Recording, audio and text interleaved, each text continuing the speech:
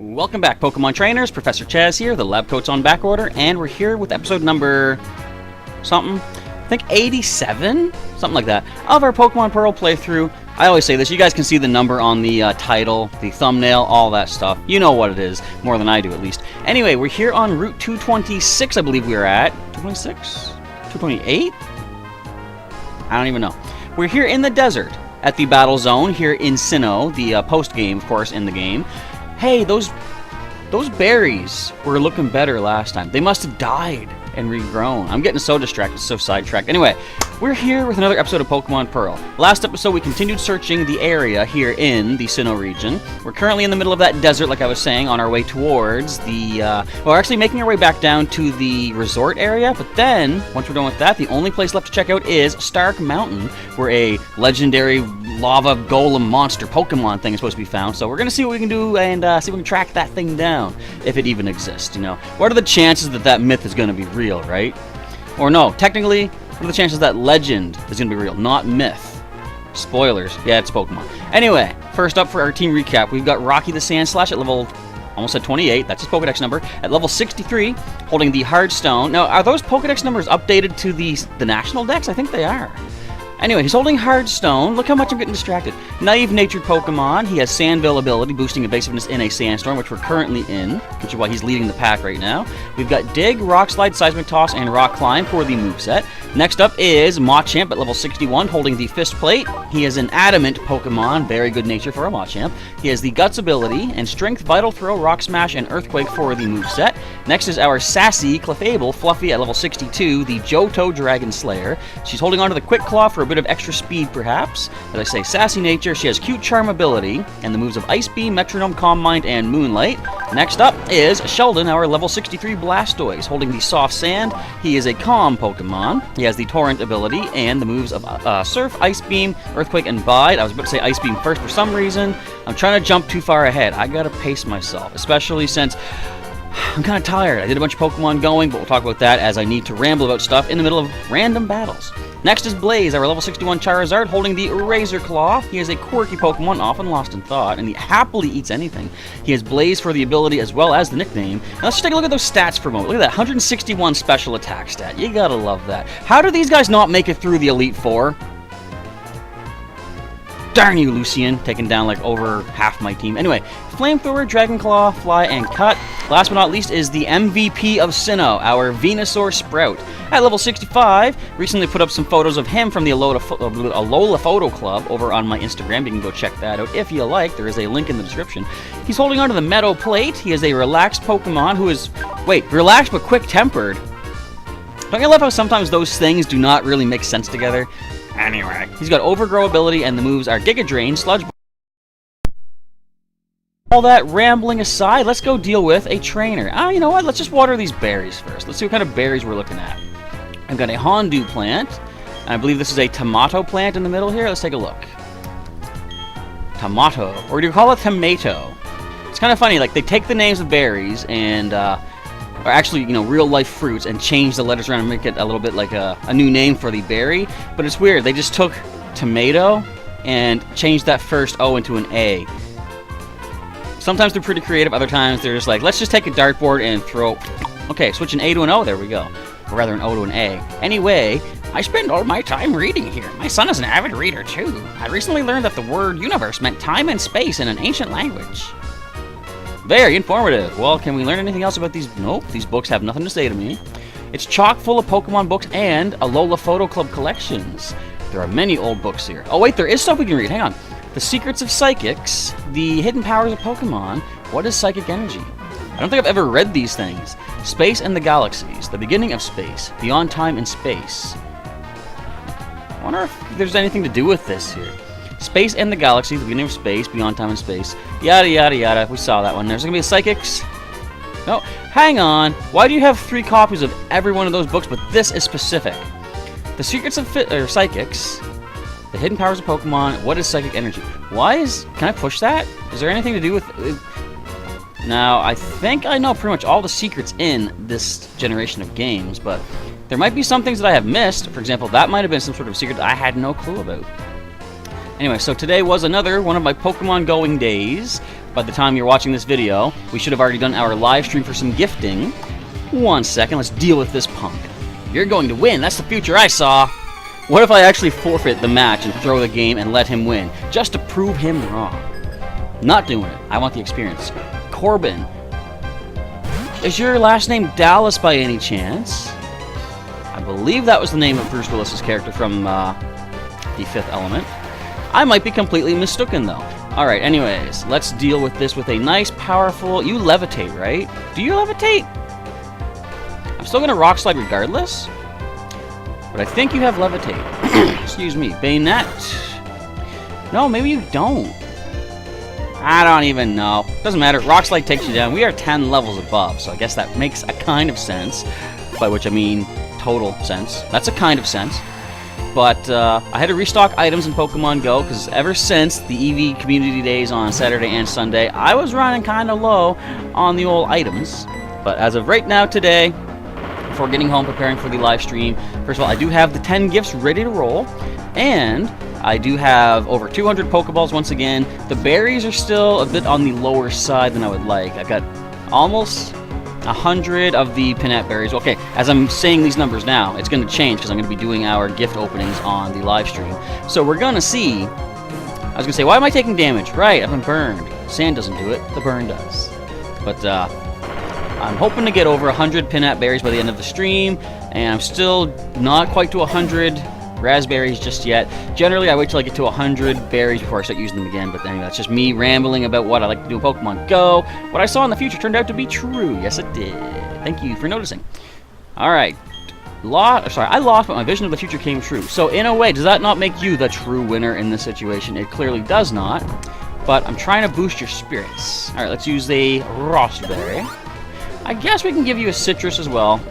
Even though we're in post-game, and I don't know if I'm going to be sticking to the hard and fast Nuzlocke rules for the rest of this part of the playthrough, because we're almost done anyway, I don't want to have to make that choice. I don't want to get a knockout if I can help it.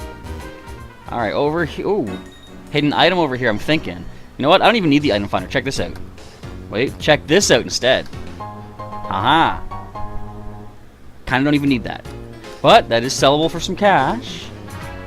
Alright, so we got some more trainers to deal with over here, and I guess I've done everything else in this section here, except for get those berries later on. Alright, so there's still a number of trainers to take down. Is there anyone down here?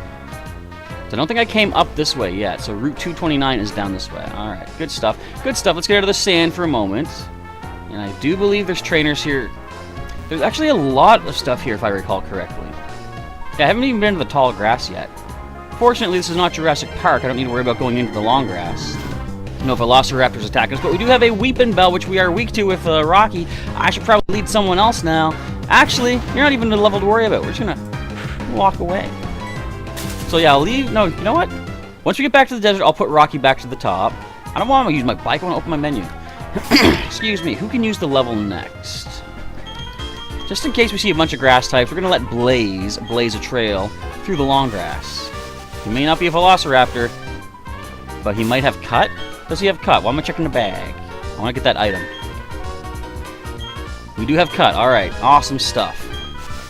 And eventually, I'll be able to replace those moves once we get to Gen... No, we still need for Gen 6. But in Gen 7, well, technically they've already been replaced because the playthroughs on the channel of Pokemon Moon and Pokemon Ultra Sun kind of take the place of our Gen 7 playthroughs. The difference being... they were played somewhat out of order. So I wanted to play those as those games came out, to be fresh with all the new releases and stuff like that. Which I'm looking forward to in... I think it's probably going to be next November. I don't know if they've actually given a date just yet. But... ooh! That can give us a Dusk Noir if we have a Dusclops. But, yeah, as soon as the new main series games for Pokemon come out on the Switch, I believe they said it's going to be in 2019, I think. And if that is true, I'm looking forward to doing those ones, continuing my Pokemon's adventures from the previous generations, continuing on. Just, it's going to be so cool to see how they're going to go. And I don't know if it's been announced yet, but I think I heard someone say that it has been confirmed you will be able to send your Pokemon from earlier games into the new games as well. So I figured, you know, they can't take that away from us after all this time. So I had a feeling that was going to happen anyway. When eyes meet, that's when a battle starts. You have played Pokemon for a long time, my friend, I can tell. My phone is trying to fall asleep. Keep the timer up. Sandra's got a Grand Bull. Is it a Sand Bull or is it a Grandra? Maybe it's both. Alright, you're gonna intimidate me? Go ahead. Doesn't bother my flamethrower at all. What other ability do you get anyway, Grand Bull? I don't know if you have 2 abilities yet in this generation. Pretty sure you get, what else would it be? I don't know. All I remember is I think I'm pretty sure. I think I'm pretty sure. Yeah, that doesn't sound very confident at all. But I recall that I fought Grand Bull in the wild in Ultra Sun that do not have Intimidate. I might be mistaken, but I don't know. Level 62. No new attack, but that is okay. You won't let me win? Sadly, no. Letting you win brings you to the issue of, do I continue the Nuzlocke rules? If I get whited out, that would be game over. I suddenly remember what it was like when I had my first battle. I wonder why that would be. Did you get one-shotted in the first battle too? That could be why. Possible reminder. Let's let Machamp lead the way now then.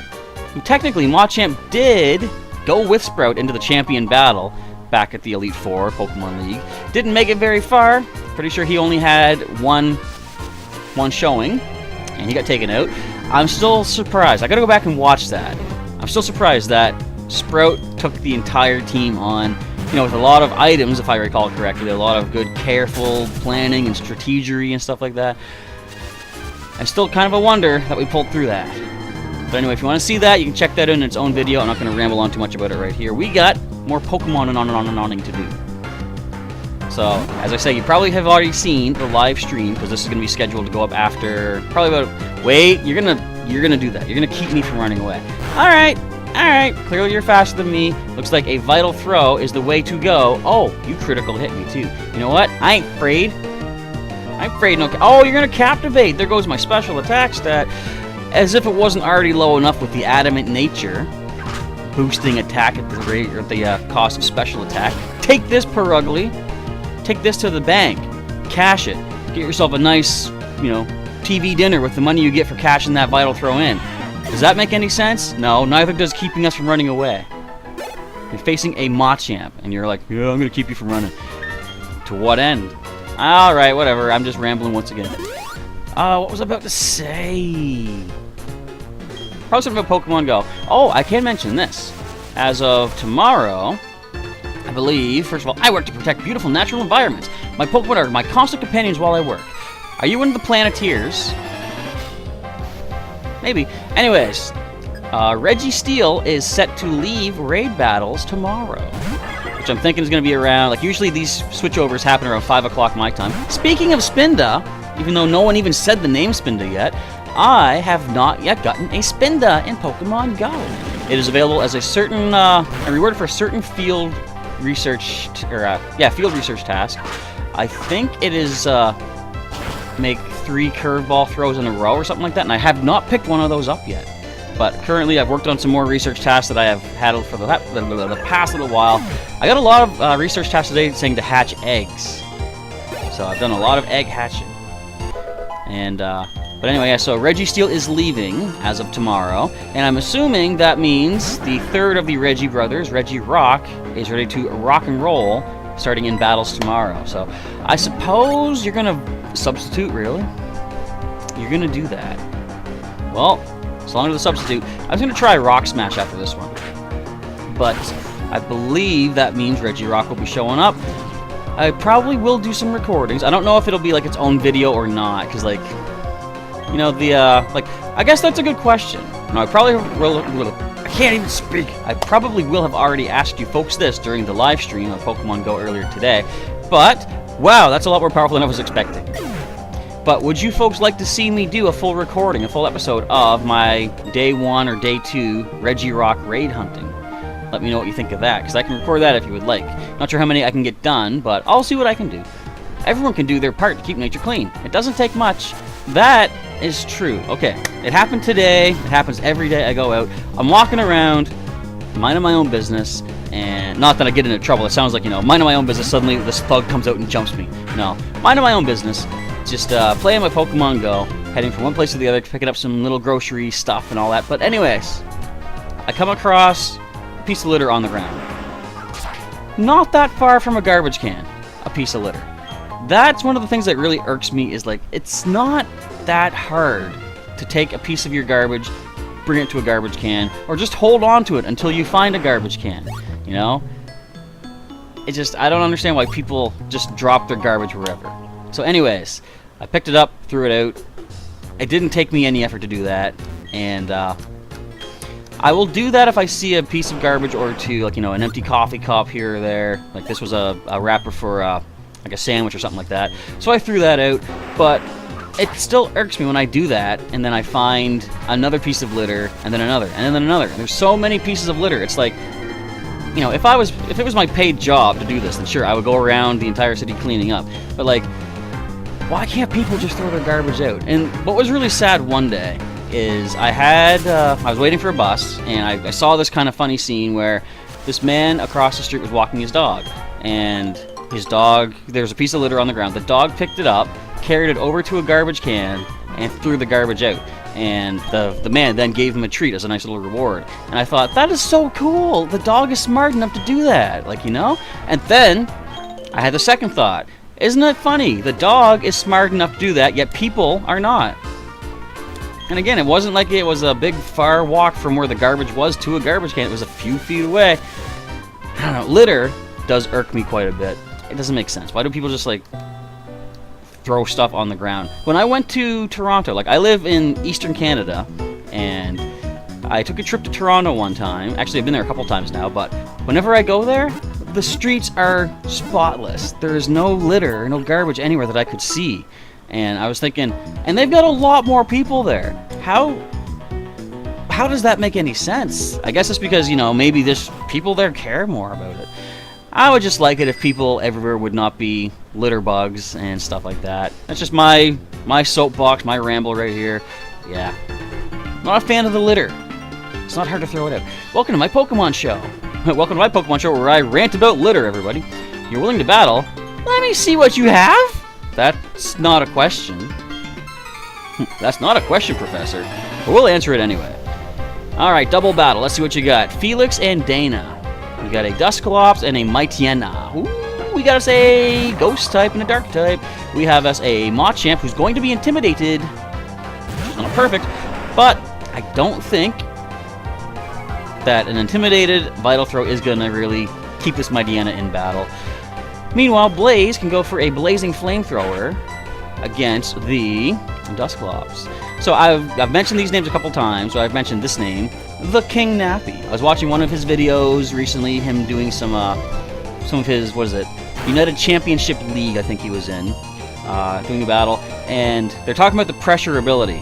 They're saying how there was a Gligar on the opposing side that had Roost, and Nappy was saying, with the pressure ability, it's going to use double the PP when it uses Roost, so it's going to burn it out pretty quick. Oh! You've activated my Guts card.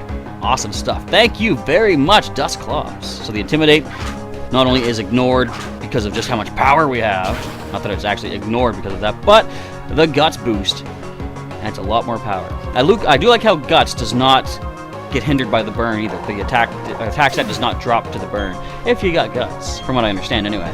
But they're saying how, yeah, Roost will be using double the PP because of pressure. Now, technically, no, because the way it works... Ooh, that's a Psychic type. It's not a Fairy type just yet, so that's good. Can Blaze take it down? I'm wondering... Actually, let's try an Earthquake. And let's go with Flamethrower. But from what I understand, pressure only activates against attacks that will hit the target. Or, you know, if you use Protect or Substitute or something like that, I'm pretty sure an attack that's directed at the pressure target is what takes 2 PP away. So I'm pretty sure things like Roost or Double Team or anything that just affects the user is not affected by pressure. So I was watching that, I'm thinking, no, Nappy, do not plan to have half their Roost taken out by pressure. I don't think that's going to happen. And, I mean, the battle ended before we even got to see how much it used, so I might have been wrong. But from what I've understood about pressure in the past, I'm pretty sure that it does not take double PP from an attack that is not a direct attack on the target. I think. Anyway, if I'm wrong, let me know in the comments. Meanwhile, we got us a Salamence on the field right here. It's going to Intimidate once again, but I think a Strength and Dragon Claw combo probably still does the trick.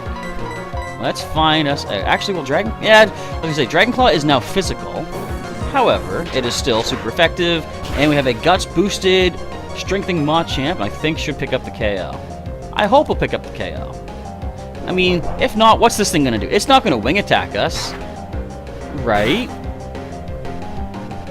Right? I mean, they can learn Fly when they first evolve. Oh. You're gonna Dragon Claw. You're gonna Dragon Claw my non-dragon type. If Sweat Fire's not resistant to Dragon, that'd be kind of cool.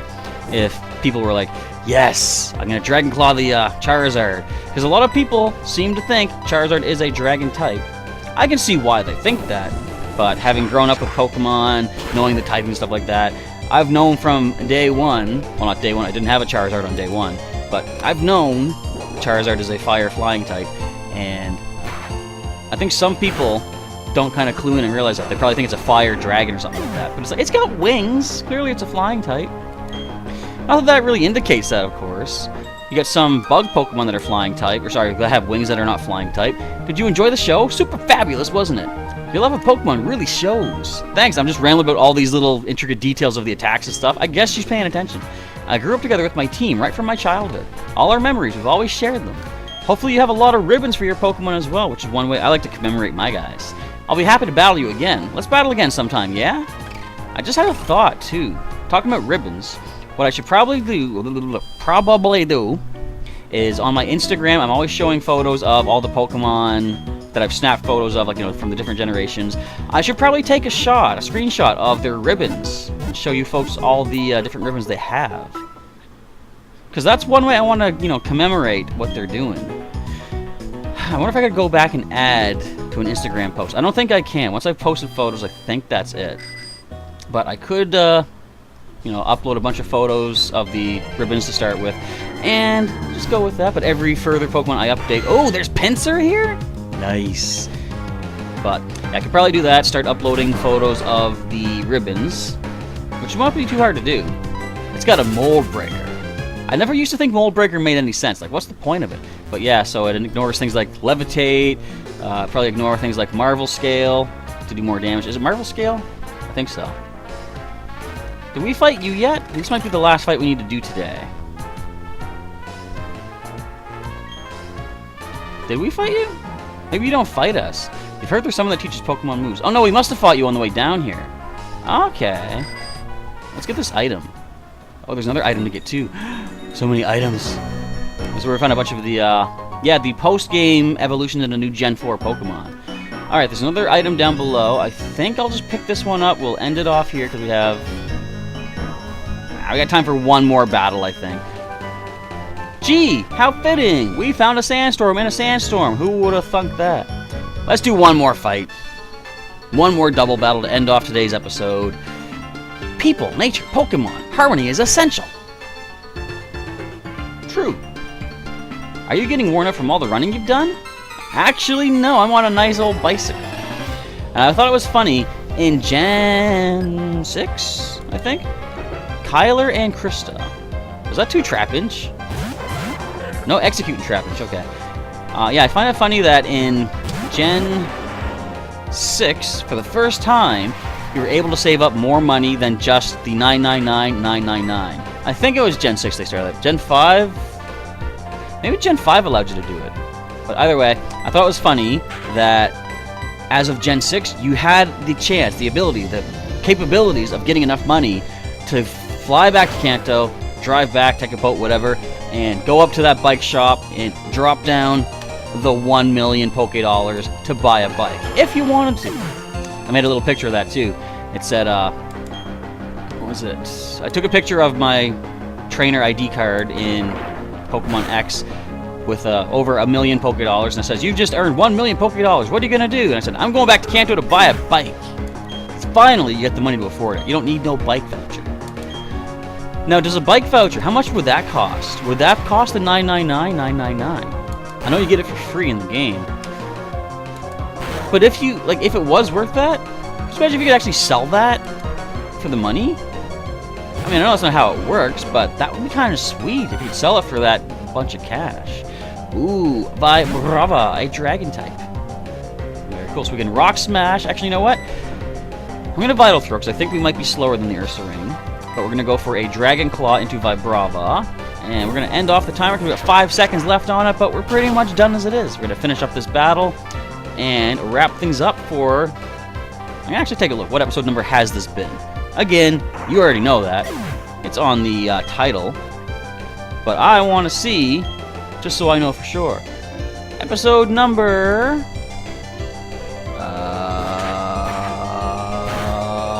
87. I think I was right. Thrash.